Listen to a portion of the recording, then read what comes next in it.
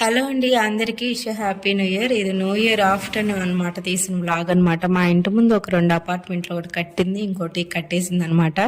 ఇంకా ఇక్కడ కొంచెం చెట్లు అవన్నీ గ్రీన్ గా బాగుంటాయి. అందరికీ హ్యాపీ న్యూ ఇయర్. నా ముగ్గులు కూడా చూసారు కదా.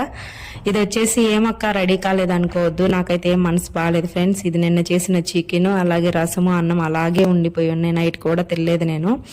పిల్లలు అదే కొంచెం చికెన్ వచ్చేసి సగబెడదాం అన్నట్లు స్టవ్ మీద పెట్టాను. ఇంక పిల్లలు ఆడుకుంటుంటే పిల్లల్ని చూపించాను. మార్నింగే పిల్లలకి స్నానాలన్నీ చేయించుకొని ఇంకా ఆయన అయితే గుడికి తీసుకొని వెళ్ళారు. నేనైతే ఇప్పుడు దోశలు పోసుకుంటా ఉన్నాను అనమాట. నిన్న చికెన్ వేడి చేశాను.